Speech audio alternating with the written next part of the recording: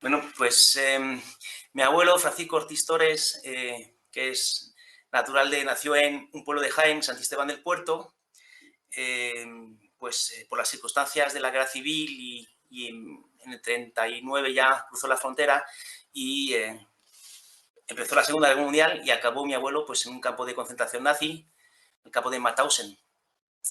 Y pues mi abuelo con 17 años se alistó, 17 sí, y como carabinero en la zona de Jaén y pues por desgracia justo ahí empezó la guerra civil española y pues su primer frente lo mandaron a la Virgen de la Cabeza, su primera batalla.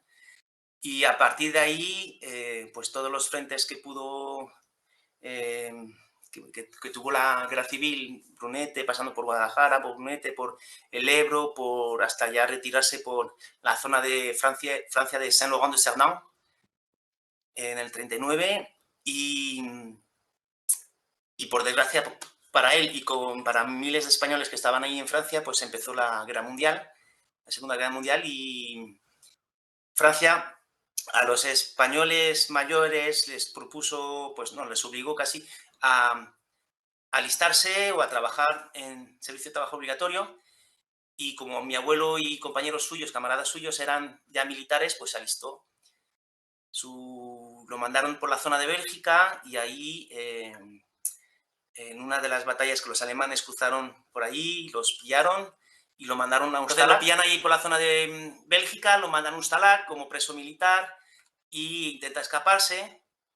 Y ya entre eso y otro, en los años 40, 41, los alemanes ya tenían campos de concentración, una red de campos de concentración, y los españoles, uno de los primeros convoys que se organizó, que conocemos todos los de convoys judíos, fue en 927 españoles que lo deportaron a Mauthausen, que era un campo de presos, que era una cantera, un campo de trabajo, y como ni España ya no se hacía cargo no quería saber nada de los españoles fuera de España, porque Serrano Suñer dijo que los españoles están todos en España, pues mi abuelo como preso militar intentó escaparse y a la segunda pues lo mandaron a Mauthausen, donde ya había españoles, que entró el 3 de abril del 41 y hasta el 5 de mayo del 45 con sus compañeros, todos los que pudieron luchar dentro del campo y sobrevivir, pues estuvo ahí preso. Los mandaban comandos de trabajo a liquidarlos en realidad. Bueno, trabajar Hasta la muerte. hasta la muerte.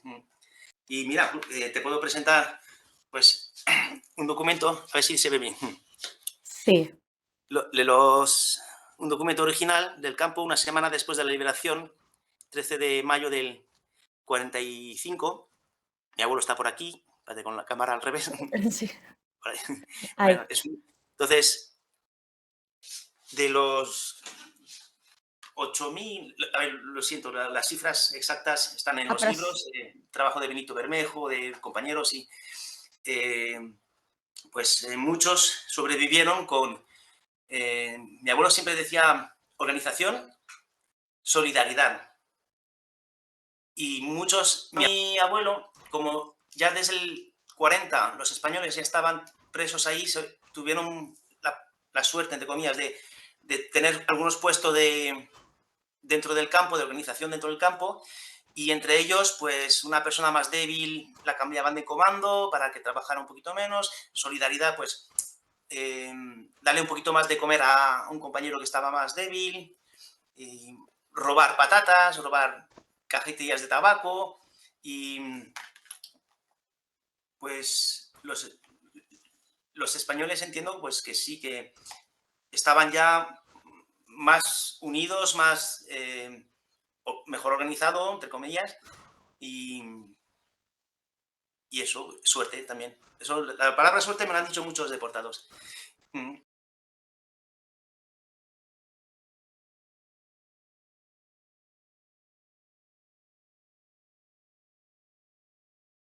Pues me llamo Natalia, Natalie Serra Miralles. Tengo 62 años, vivo en Benicarló, en Castellón. pero nací y me crié en Francia, en Normandía, o sea, bastante lejos de donde estoy ahora. Y estoy ahí hablando contigo en este momento, pues porque soy hija de Miquel Serra Grabulosa, nacido en Roda de Ter, en Osona, en 1921, y que estuvo en el campo de Mauthausen desde abril del 40 hasta la liberación, ya que salió liberado por el ejército americano, ¿no? Bueno, esto claro que no llegas a Mauthausen así como que mira qué bien que voy a, no sé qué hacer hoy, me voy a Mauthausen, ¿no? Él era parte del ejército republicano y le hirieron, cruzó la frontera herido y de allí pues empezó lo típico de los campos de refugiados y tal. Se fue a la compañía de trabajadores extranjeros para seguir luchando todo lo que podía y fue uno de los presos de la batalla de Dunkerque, que no sé, ¿sabes? La batalla de Dunkerque es uno de las etapas muy tristes, ¿no? De la Segunda Guerra Mundial, donde los ingleses repatrian a toda su gente.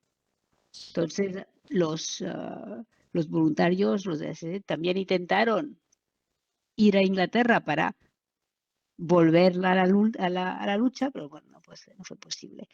Y allí lo hacen preso, entonces tiene un recorrido bastante clásico, o sea que se va a un stalag, que los stalags son campos de prisioneros, pero de guerra.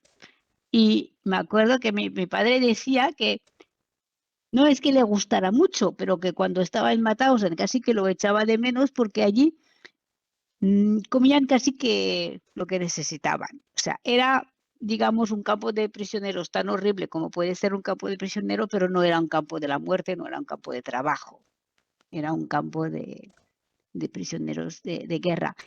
Después llegan todas estas correspondencias entre Alemania y España, que se han hecho muy famosas, ¿no? Con la famosa carta de Serrano Suñer, Valencia Núñez Pro, que dice que el de españoles fuera de España no tiene ninguno y que si hay alguno es que tiene que ser un rojo y se le puede matar tranquilamente. Entonces no pone que se le puede matar tranquilamente, pero sí que da una carta en blanco a Hitler para hacer lo que quiera con esa gente, que es cuando van a Mauthausen.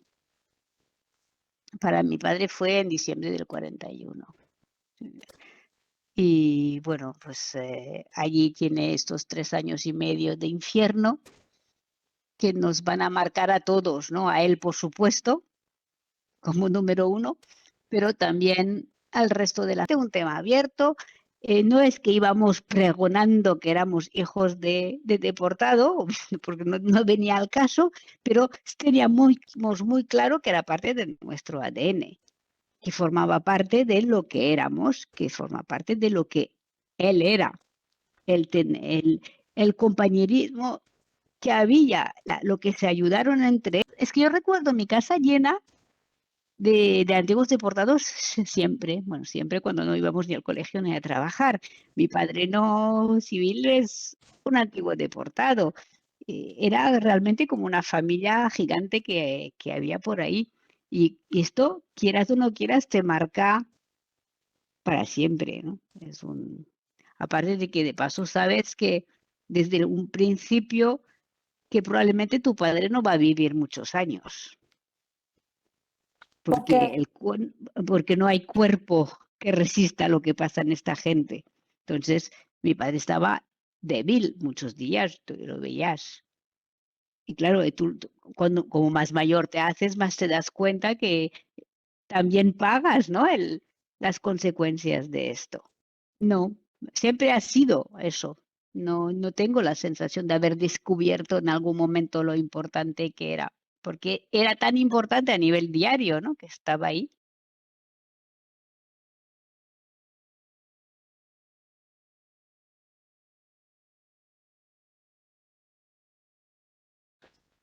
Bueno, yo soy hija de Neus Catalá, una mujer que luchó para la República, por la República Española durante la Guerra de España, que pasó al exilio y que también luchó contra el fascismo en Francia. Entró en la resistencia y estuvo deportada en el campo de Ravensbrück.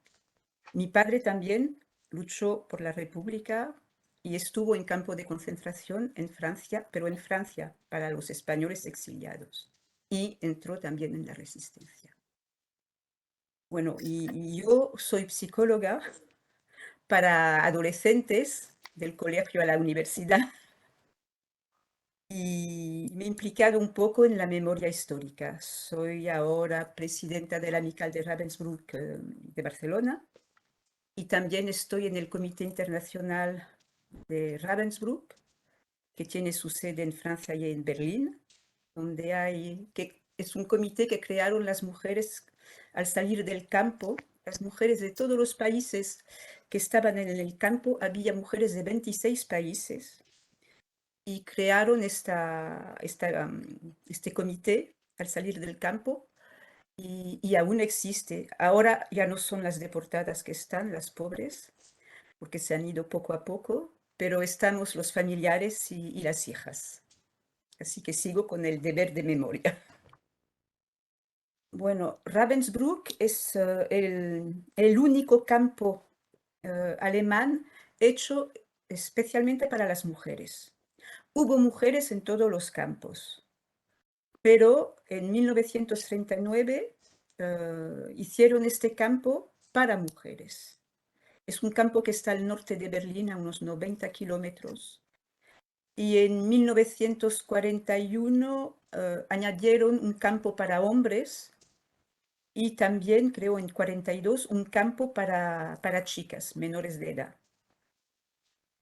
Bueno, el trato general del hambre, la sed, todo esto, de los golpes, de la crueldad, era lo mismo para los hombres, claro, y las mujeres. Esto no cambia nada. Pero las mujeres además sufrieron mucho, las que tenían niños, por ejemplo. Estar en un campo de concentración con un niño, esto es horrible, sobre todo que los más pequeños, bueno, se morían o los mataban porque no servían de nada. Pues, les tenían que dar de comer y esto no servía de nada. Las mujeres embarazadas estaban casi seguras que el niño se moriría o lo matarían.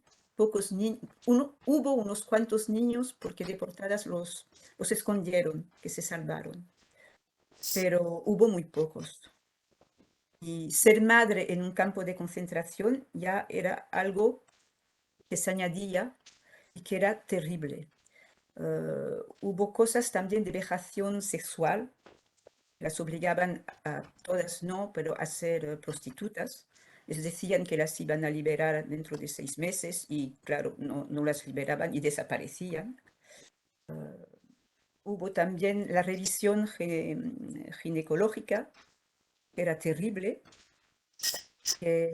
con el mismo instrumento para todas las mujeres, y les ponían inyección para parar la menstruación, para que trabajen, es un problema, y muchas después no pudieron tener hijos.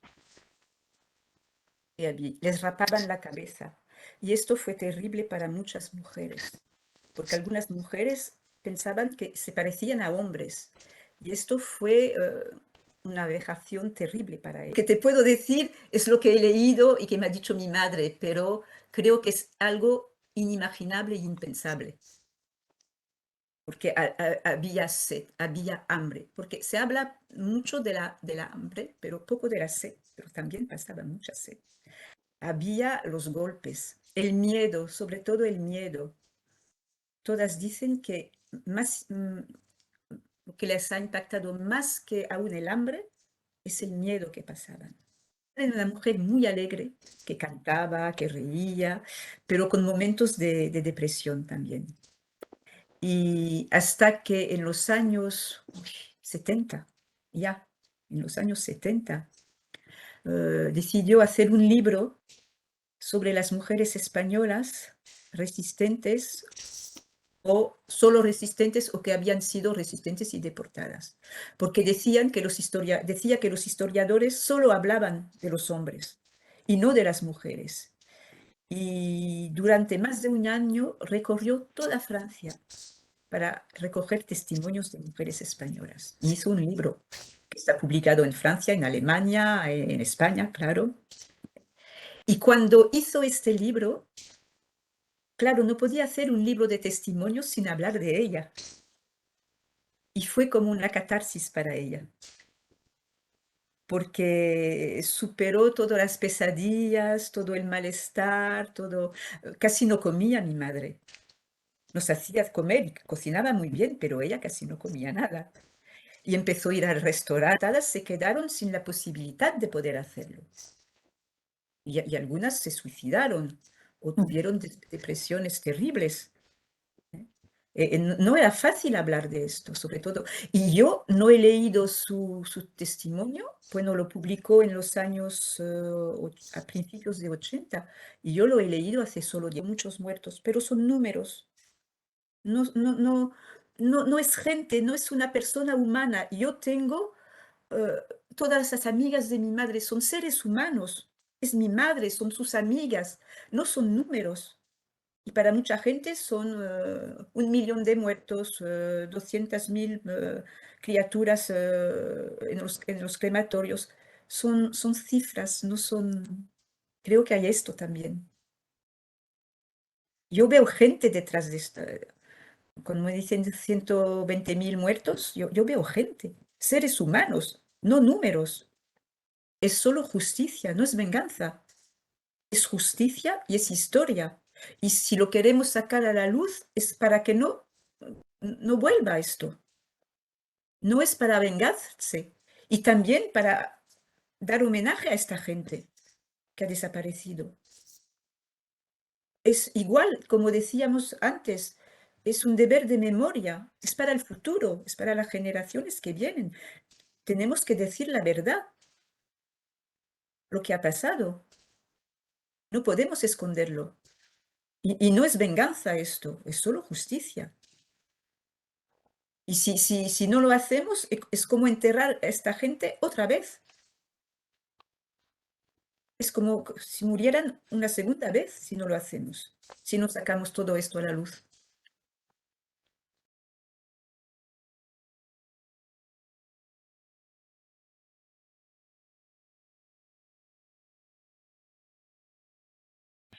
Bueno, mi primera pregunta es, ¿quién es Adrián Blas? ¿Por qué te estoy haciendo esta entrevista a ti?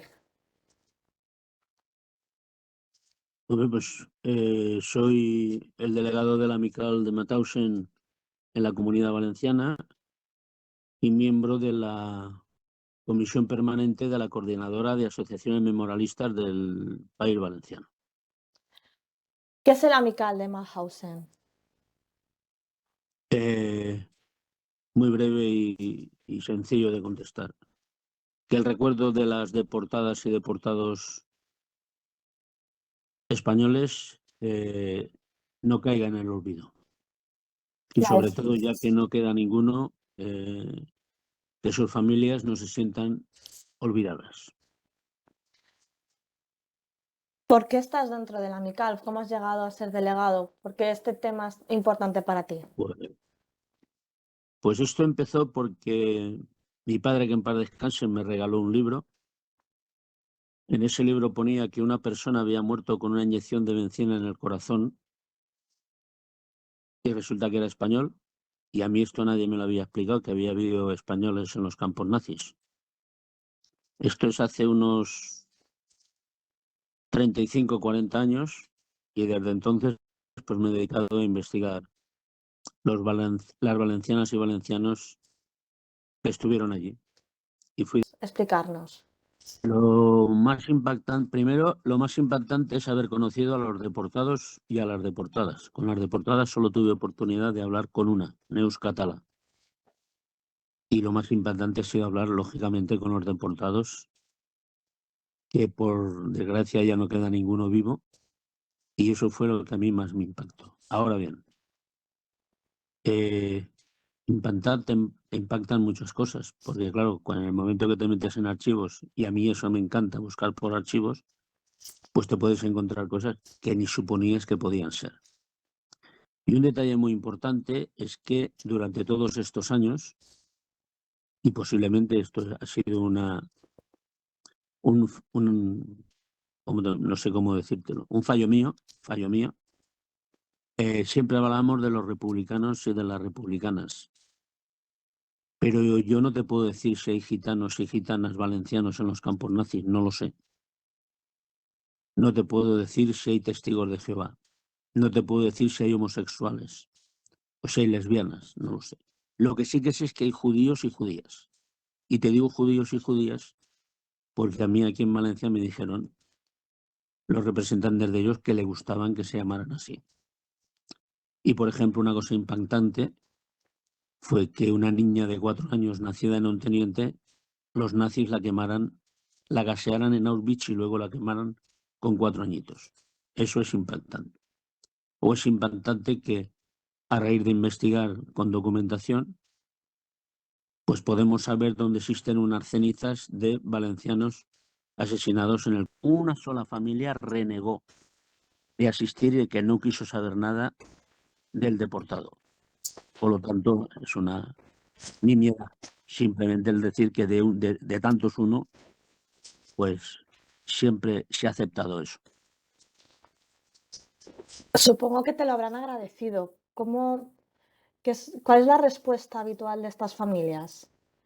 Con tu trabajo, A ver, aquí no se busca el agradecimiento, se busca sobre todo que estas personas no caigan en el olvido. Tú ten en cuenta que ha habido familiares, a ver, unas familias valencianas en los años 60 cobraron una subvención del gobierno del gobierno alemán, ¿vale?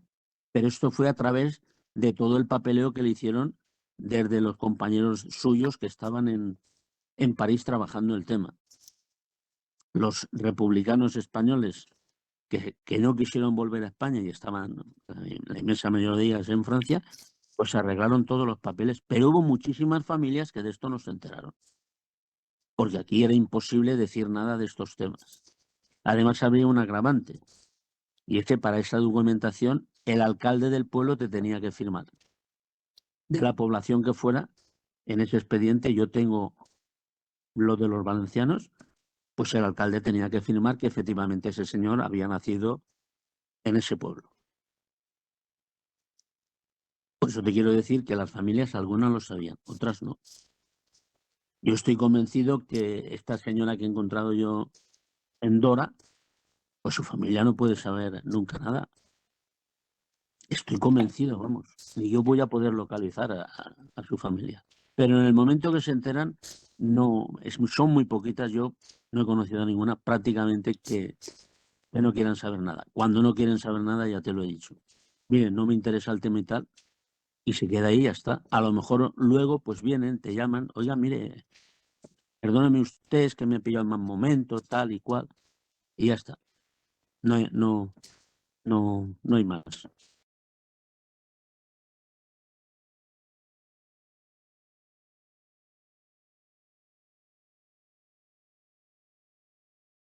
Y luego, decía, una razón ideológica, y luego la otra razón es familiar. Es familiar. Yo, al ser descendiente de deportado, por lo tanto, de luchador y resistente antifascista en la guerra y en Francia, pues cuando mi padre murió, yo mismo me obligué a continuar su labor, ¿no? Yo mismo me obligué a recoger. Yo siempre digo que lo más importante es recoger el testigo de estas personas. El mayor honor que podemos hacer a ellos, los deportados y deportadas, es recoger su lucha y continuarla. Y continuar. No solo explicar lo que hicieron, sino continuar su labor. Y en este caso, mi motivación es esta, familiar, es ideológica y familiar. Vale, ¿cuál fue la historia de tu familia? Mi padre, en este caso, que es el deportado, mi padre, era una persona anarquista. Nosotros somos de un pueblo de la costa, de Vilanova i la Geltrú, pescador, anarquista, y cuando estalla el golpe de Estado, con 20 años, mi padre es del año 1916, es decir, con 20 años, él ya había... sabéis que en Cataluña ya hubo los fets del 34, los hechos del 34, donde ya hubo tiros aquí en mi ciudad. Él ya con 18 años ya estuvo involucrado, ya tuvo que marchar de Vilanova, se fue a vivir a Rosas, ya primero huyendo ya de la primera represión, y en Rosas, haciendo de pescador allí, le pilla el golpe de Estado. Entonces se apunta a la Academia Militar de la República y se incorpora al ejército republicano. Llega al grado de capitán, participa en la batalla de Teruel, participa en la batalla del Ebro, sale por Francia, vuelve a entrar, bueno, como muchos, esta es la historia muy, muy general, ¿no? Cuando la guerra se pierde, él marcha al exilio. Él es una de estas cerca del 500.000 de personas que entre enero y febrero del 39 pasan los Pirineos. Y cuando llegan a Francia, pues a él lo detienen y lo envían al campo de concentración de Argelès. Del campo de concentración de Argelès lo envían al campo de concentración de Barcarès, allí al lado. Y de allí es enviado a lo que los franceses construyen o inventan, que son las compañías de trabajo para extranjeros. Es decir, cuando los franceses ven que tienen allí ya un montón, ¿claro?, centenares de miles de personas en estos campos y que la situación se les hace también insostenible, les proponen tres cosas. Una, que vuelvan a España. Algunos vuelven, pero el riesgo es muy elevado, por tanto la mayoría no quiere volver. La segunda, que se vayan a la legión extranjera. Algunos se van a la legión extranjera y la mayoría los envían a esto que llaman eso, las compañías, la CTE, las compañías de trabajo para extranjeros, que son compañías militarizadas. Ellos van con el ejército, pero yo les llamo el ejército del pico y la pala. Ellos son los encargados de construir las trincheras, la línea Maginot, a trabajar para el ejército, pero sin armas, ¿no?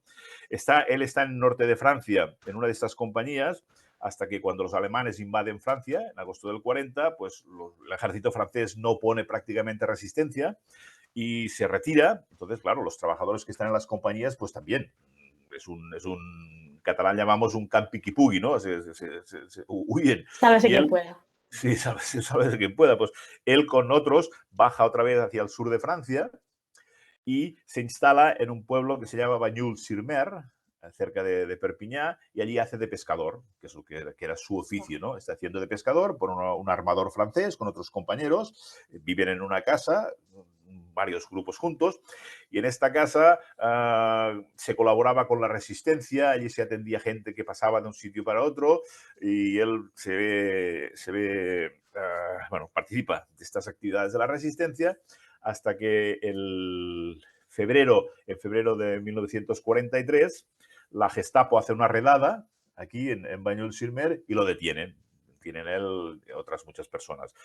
Lo envían a la prisión de Porvendres, el castillo de Porvendres. De allí luego lo mandan a la prisión de Perpiñá. El Palacio de los Reyes de Mallorca de Perpiñá en estos momentos es prisión de la Gestapo alemana y la Gendarmería francesa. Esto a veces la gente se olvida. Y la Gendarmería francesa, que son colaboracionistas. Y allí estará cerca de un mes. Y de allí lo envían al campo de prisioneros de Compiègne. Compiègne es un cuartel militar al norte de Francia, cerca de París, donde acaban detenidos muchos de los prisioneros que los franceses y los alemanes hacen por Francia. Allí se estará cerca de 8 meses en Compiègne, hasta que el 17 de enero de 1944 es enviado hacia el campo de concentración de Buchenwald. De allí salían trenes hacia diferentes campos a elementos. Primero, el silencio. Es el silencio. Es decir, nosotros como familiares, yo como hijo, nos enteramos muy tarde. Nos enteramos muy tarde porque mi padre no hablaba. Esas cosas no se explicaban. No se explicaban, ¿no?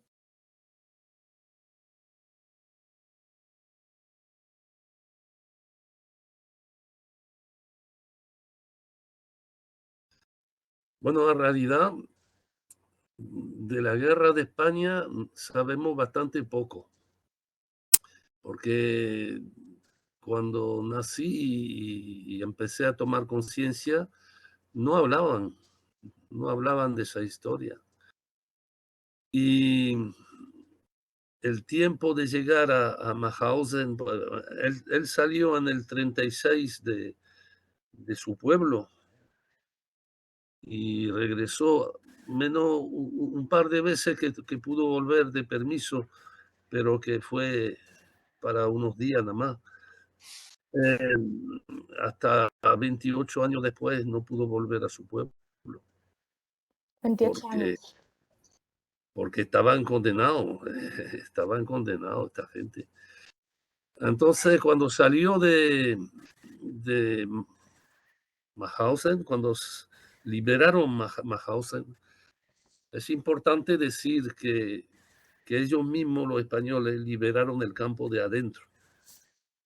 Porque eso no se escucha mucho, pero mi padre robó 2 pistolas a la SS. Y claro, cuando llegó la noticia de que llegaban los aliados, que llegaba, ellos se levantaron con la organización que tenía durante los 4 años que estuvo allí, que estuvieron. La organización que tenía les permitió liberar el campo de adentro, con los camaradas, los que vivieron lo mismo y que estaban en la misma situación, no podía volver había una organización clandestina no de memoria, sino de actividad. Manifestaba. Yo recuerdo grandes manifestaciones en París contra Franco.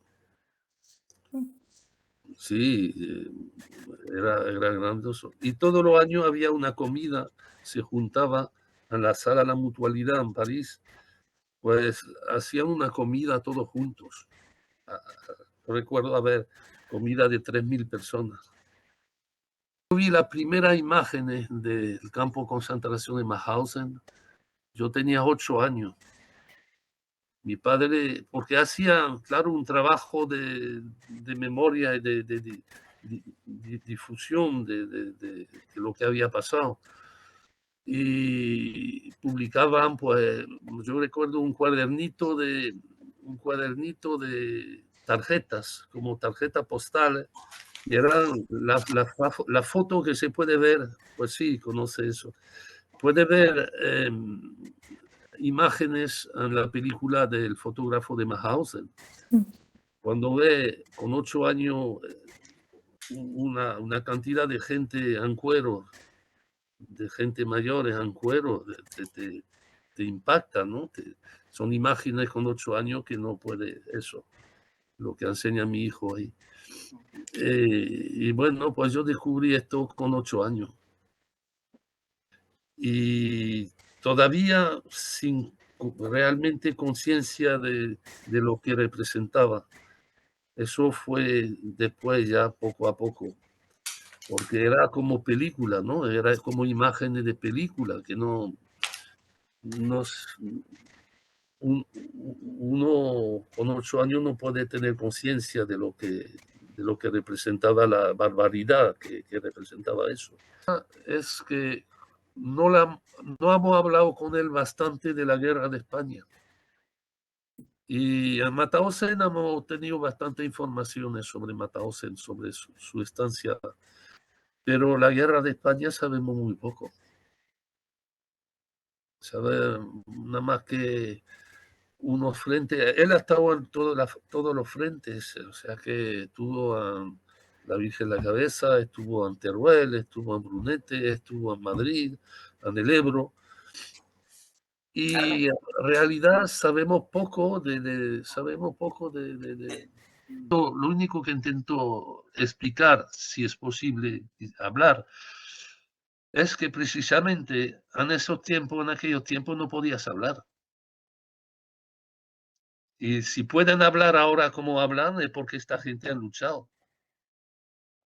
Eso se lo olvida. Que cuando en el tiempo de Franco, juntarse más de 3 era una manifestación.